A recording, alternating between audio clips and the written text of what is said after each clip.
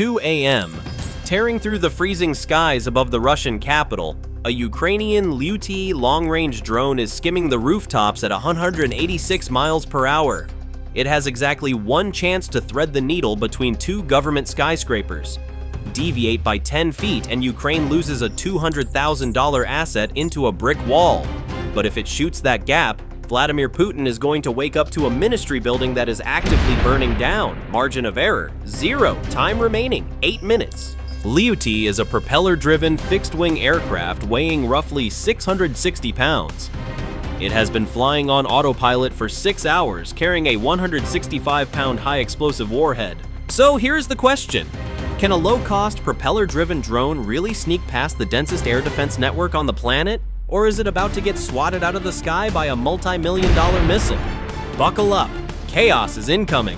2:02 a.m. The Liutyi crosses the outer defensive perimeter, but it isn't flying like a weapon of war. It is executing a Trojan horse protocol. Utilizing onboard machine vision and inertial navigation, the drone mimics the flight profile of a commercial Yandex delivery bot, hiding its lethal intent inside a generic civilian signature. Intelligence provided by border partisans confirmed a critical 18-minute gap in the radar coverage due to a Pantsir unit redeploying, but the Russians are paranoid tonight. A remaining Pantsir S1 battery protecting the southern suburbs picks up the slow intruder. The operator doesn't wait for confirmation. He treats the blip as a threat and punches the launch button. A 57E6 hypersonic missile screams off the rail, closing the distance at Mach 4. It looks like a guaranteed kill. But the Ukrainian AI is faster than the Russian reflex. Detecting the radar lock, the Liutyi doesn't pop flares, it dives. It plunges into the urban clutter, the chaotic radar reflections generated by the dense apartment blocks. To the Russian missile seeker, the drone suddenly merges with the concrete signature of a 20-story building. Confused by the echoes, the 57E6 flies past the target and detonates harmlessly in an empty parking lot 200 meters away. The shockwave rattles the Liutyi, sending it drifting toward a rooftop communications antenna, but the flight computer executes a violent zigzag maneuver, clearing the steel structure by inches before leveling out. The Russians just shot at a ghost and they missed. 2:04 a.m. The Liutyi isn't flying alone anymore, it brought a suicide squad.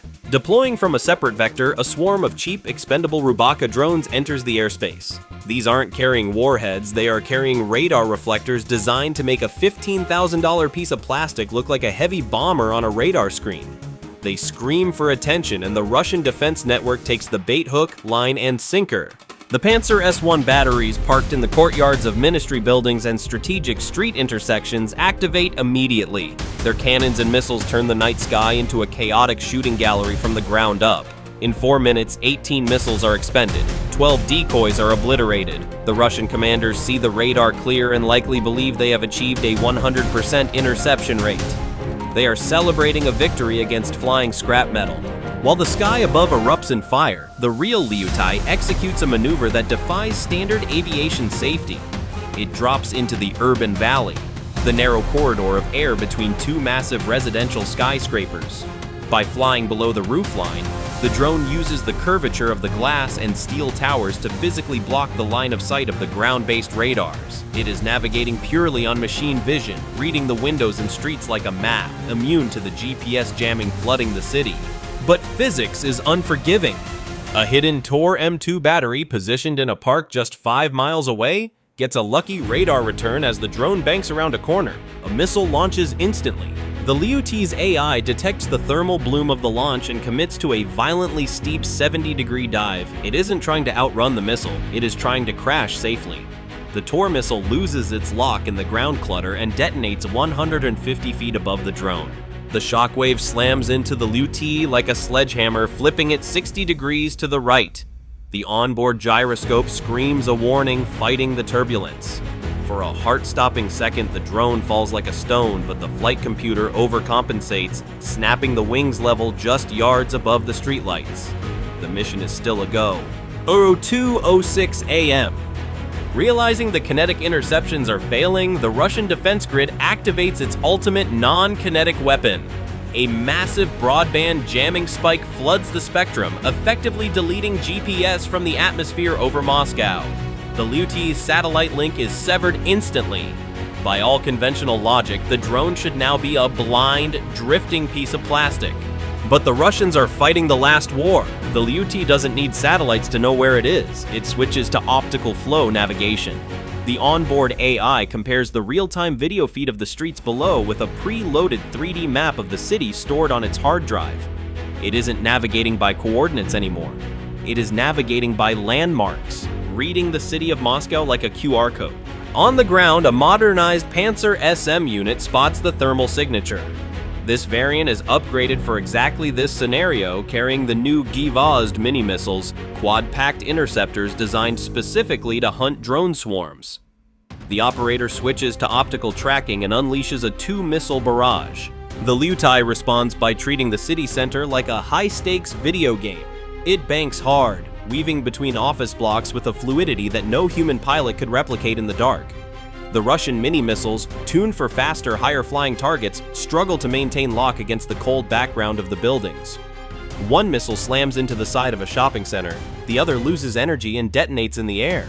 The explosion creates a violent pocket of turbulence. The Liutyi is thrown sideways, drifting dangerously close to a glass facade. The onboard AI fights to stabilize, but the drift is too severe. In the bunker, the operator executes a desperate manual override through a hardened, low-bandwidth backup link. He punches the aileron trim. The drone snaps back to center, missing the concrete corner by less than 5 feet. The jammer failed. The missiles failed. The drone is still alive. 2:07 a.m. The Liutyi finally breaks cover, exposing itself to the heart of the capital. Looming directly ahead is the target, a 400-foot government tower, its windows still glowing with the lights of late-night executive meetings. The element of surprise is gone. A Pantsir S1 unit parked strategically in the building's courtyard snaps its tracking radar onto the incoming bandit. The turret spins with mechanical aggression, unleashing a ripple-fire sequence of 6 missiles in under 3 seconds. A literal wall of high explosives erupts between the drone and the tower. But the Russian defensive geometry has a fatal flaw. On the Ukrainian control screen, a decrypted flash message from local partisans updates the tactical map. The secondary Pantsir unit covering the southeast sector relocated 2 minutes ago for refueling, leaving a momentary radar shadow between 2 adjacent office blocks. The Liutyi doesn't try to go over the wall of fire, it goes around it. The AI executes a violent bank to the right, diving for the southeast gap, just as the Russian interceptors converge on its previous vector. The escape, however, is not clean. The final Russian missile detonates 100 feet off the tail. The shockwave hammers the drone and hot tungsten shrapnel sprays the rear fuselage, taking a jagged chunk out of the pusher propeller. Yellow warning lights flood the operator's display. Vibration critical, engine efficiency 10%. The smooth hum of the electric motor turns into a grinding mechanical scream as the unbalanced prop fights the air. The drone shudders violently, bleeding speed and altitude, but the inertial guidance system refuses to quit. It limps out of the smoke, battered and vibrating, with the target now filling the entire camera lens. 2:08 a.m. The Liutyi climbs heavily to 1,000 feet, trading its last reserves of battery power for potential energy. Then, it tips its nose forward and commits to the endgame.